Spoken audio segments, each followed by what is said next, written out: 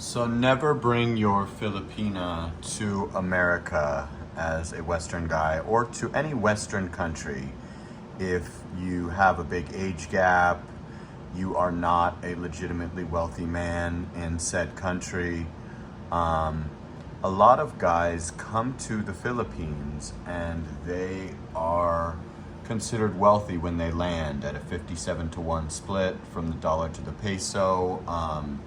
Just in general, your white skin, your black skin, being anybody that's not a Filipino, you are perceived as wealthy by Filipinas, and you will be amazed at your power to attract a woman that is worlds apart from what you can attract in your home country. With that being said, men will come here and live for multiple years and really get the feeling that they are that guy.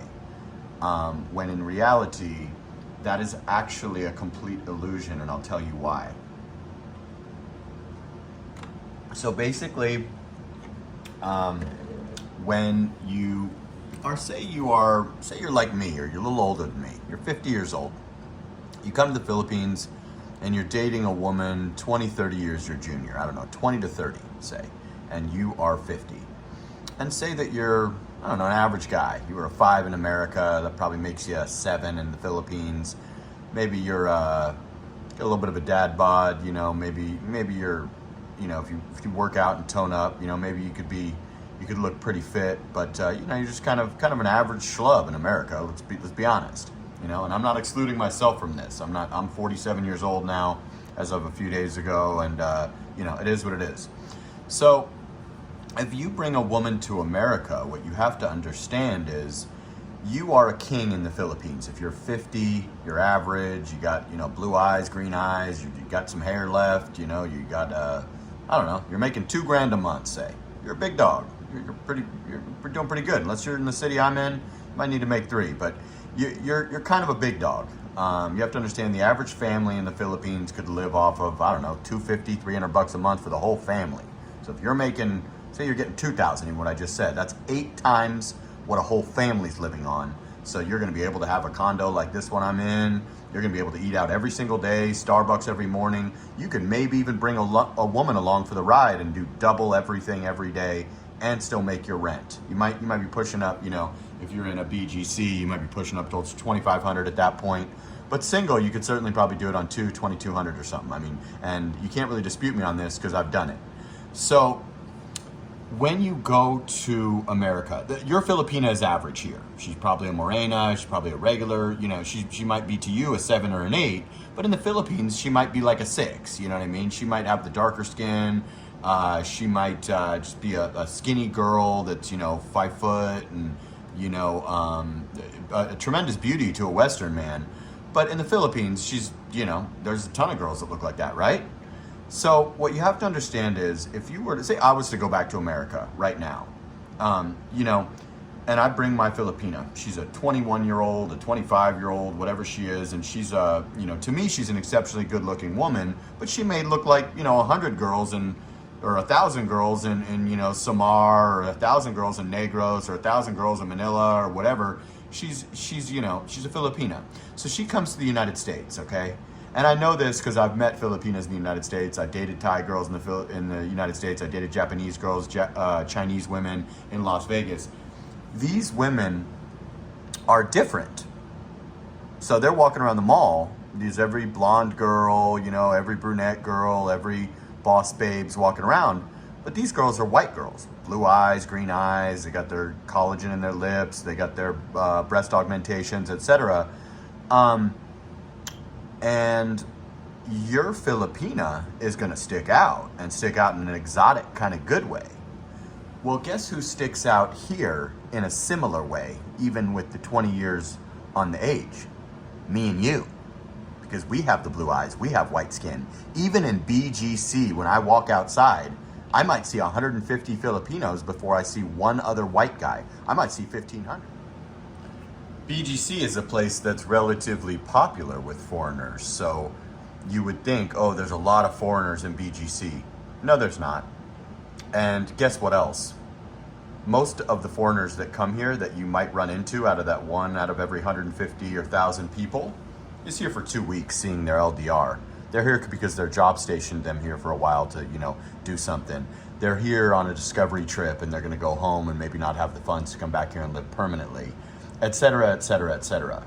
You're still a pretty rare commodity if you're a guy, say in their 40s or something, 30s, 40s, maybe even early 50s, say, to be able to actually just come here and post up and live full time, like for the rest of your life or for 10 years. Or I just made it to the 1 year mark. How many guys really make it to the 1 year mark? Maybe not that many. If they do, they're certainly in a relationship, right? So, at the end of the day, what it comes down to is that you are rare here. If you're a foreigner that's way before 65, and this even goes for guys over 65 though, do not bring your Filipina to America.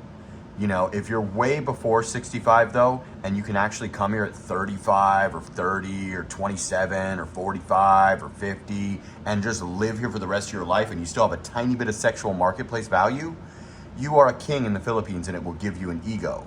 But do not get it twisted and think that if you bring your girl to a regular Filipina girl that's relatively regular, even if she's beautiful to you, that it will not be completely flipped. And say that you're making $40,000 a year and you go back to America, even $60,000 a year if you're in a major city. You are lower middle class by today's metrics. 60,000 in Los Angeles, you're a nothing. 40,000 and you're in, Alabama or something, you're still like lower middle class.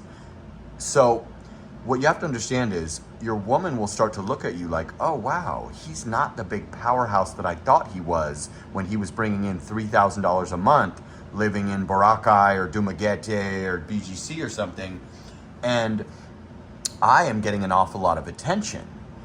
And what will happen is your Filipina will make friends with other Americanized Filipinas. I've seen it happen in Las Vegas, Nevada. I know many Filipinas that are like dancers or like, high-level professionals, and they will meet your province girl and go, oh girl, you have a boyfriend? You married an American and you came here? And you'll go, yeah, he's 52 and here's a picture of him or something. And you're a 25-year-old hanging out with some Americanized, westernized Filipinas. These girls might as well be Americans. They don't have 1 ounce of province left in them. They're not doting on you like they're your husband. They're not sweeping when you get home or doing the dishes and doing all kinds of things without you asking them. I'm not saying this is all women. I'm saying this is going to be most likely what's going to happen to you if you start to feel like King Kong on your trip to the Philippines and you marry a Filipina and you bring her to the land of opportunity where a McDonald's worker makes in 1 hour in a major city about $16 to $17 an hour. In Boracay, you would make half of that in 1 day. So what will happen is your girl will get a lot of attention and realize that you aren't exactly the, Drake or Justin Timberlake or Brad Pitt that you were in the Philippines. And slowly but surely, like when she starts working and gets in with some Filipina Americans and stuff, they are going to influence her. I know you will think, not my girl, Jasper. You don't know what you're talking about. Oh, I do. I've seen it happen in Vegas many times. There's tons of Filipinas in Vegas. And slowly but surely, you will lose your girl. Could be from her boss, could be from a guy that's in his 30s that has a Bentley or a Lamborghini or has actual wealth, could be anything. But whatever the case may be, it usually starts with the Filipina American friends, and slowly but surely, unless you were to just, the woman stays home with you, 24 hours a day, and this doesn't happen 100% of the time, but it is probable to happen to you. If you were to start feeling like King Kong, you could be 5'5" in the Philippines with gray hair and be feeling like you are a Chad. You are not a Chad.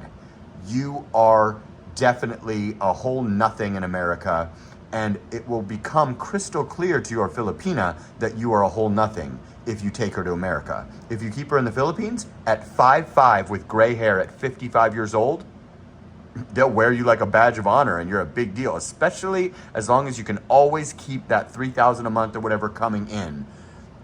You're good. If you bring a woman to America, the chances of it going south, especially with a big age gap, especially if you're not really a Chad, especially if you're not really rich by American metrics, are extremely high. I cannot stress this enough. So definitely do not bring your Filipina to America. A lot of guys are doing this right now as we speak. A lot of guys are planning it. A lot of guys are making the arrangements to do it. A lot of times when you meet a Filipina and you haven't been with a woman that young and that beautiful in such a long time, may have been in a tremendous dry spell or whatever, you may have had an LDR or met them on Tinder or something, you are blown away by the power of the PUSSY. Do not be stupid. Do not be stupid. You're a 4 in America, you're a 7 here. You're a 6 in America, you're a 9 here. Keep that in mind and stay in the Philippines or be prepared for the consequences, my friend. Like, comment, subscribe, share the video. Sana all.